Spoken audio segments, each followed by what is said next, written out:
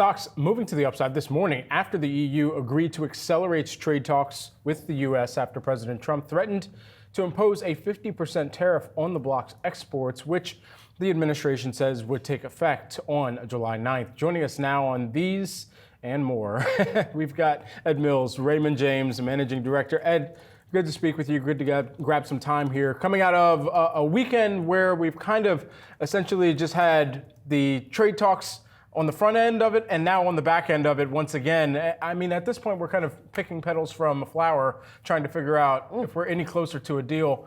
How are you looking at this and ultimately what the pillars of a good deal would look like over the course of these talks? Yeah, Brad, the roller coaster continues here. What we've told clients at Raymond James is that expect this roller coaster to happen. Expect that we're going to get posts and announcements from President Trump that he's going to double down.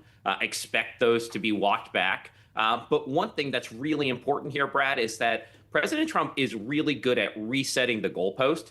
And so while we have a delay in this June 1st deadline of 50% for the EU, now that's going into July, but is the baseline higher than 10%? And that's what we should be asking ourselves. It looks like globally, most of the world will be at 10%. The EU was set at 20% on Liberation Day. Is it going to be at 20% come July 9th? Is it going to be structurally higher? You asked what a good deal looks like, Brad.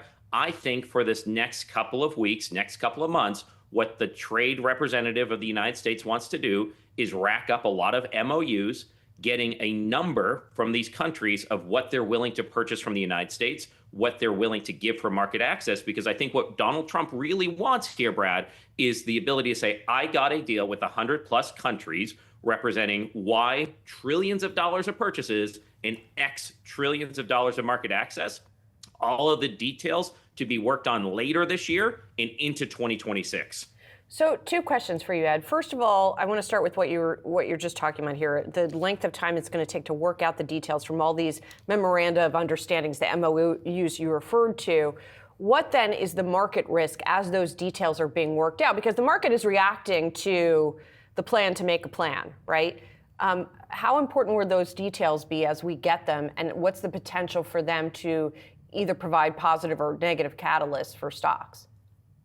Yeah, so Julie, when I was in New York last week meeting with clients, what I heard time and time again is that we are past peak tariff concerns, that we have the kinder, gentler Trump.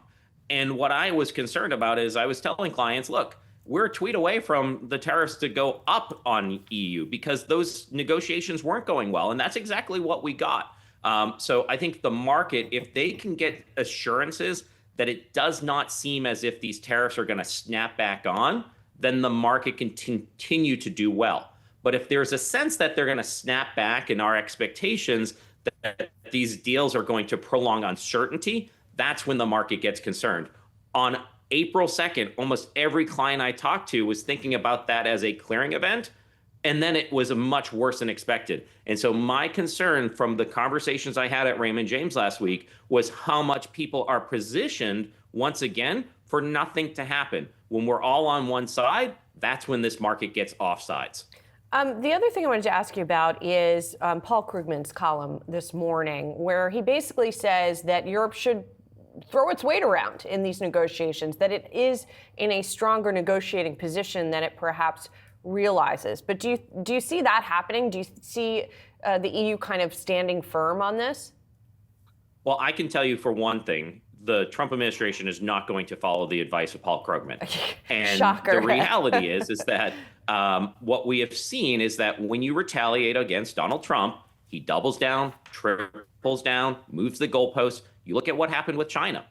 China responded with reciprocal tariffs, and he went to 145%. Now, that was unsustainable, and they've walked off. Well, I was going to say, but then he backed off in return for, in other words, you're saying like he's coming, he's sort of then ratchets up the ante, but in every other situation, he's then ratcheted down pretty quickly. Yeah, Julie, what I would look for is, are there pressure points? Are there things that the EU has that we absolutely need? When I look at the China example, I think the number one reason why we backed off was because China put a export restriction on rare earth minerals that we only had a 6-month supply of. And after that, our industrial capacity in this country was essentially going to be exceptionally limited on the ability to make cars, airplanes, defense equipment. So to the extent that you have something that the United States absolutely needs, then you can get aggressive. However, if you don't have that, the Trump administration is going to push the U.S. advantage. Now, I don't think that the administration necessarily wants an ongoing trade war, but they do want the EU to buy more liquid natural gas from the United States. They want the EU and NATO members to get up to their 2% of NATO funding that's guaranteed under the NATO agreement.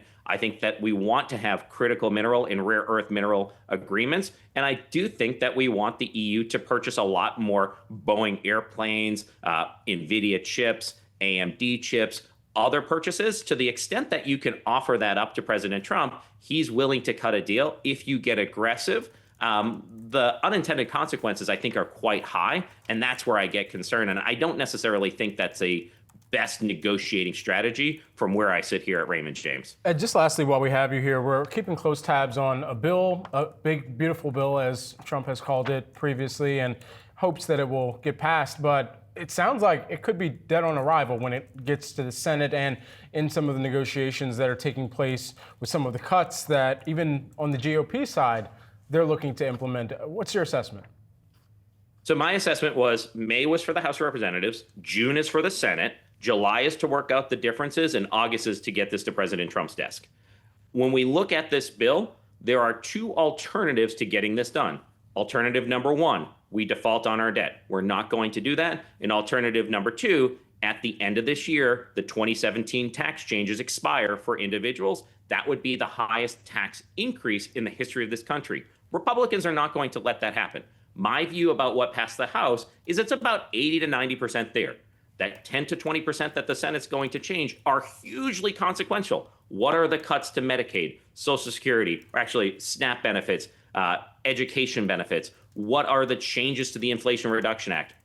Are they going to extend out the corporate provisions? Are they going to change the no tax on tips or no tax on Social Security over time? Those are all up for negotiations, but I do see this still getting to the president's desk by the beginning of the August recess because we have to lift the debt limit. And what I always remind folks is that this is the most expensive bill by dollar amount in the history of the United States. Obviously, it's going to have some speed bumps. Obviously, it's going to have some hurdles. Most bills die 3 times before they get signed into the law. I'm sure that's going to happen here, but I don't really see a scenario where they don't get something to President Trump's desk. Yeah, we'll see if the most expensive also means the most productive over an extended period of time as well. Ed, thanks so much for taking the time here with us this morning. Thank you.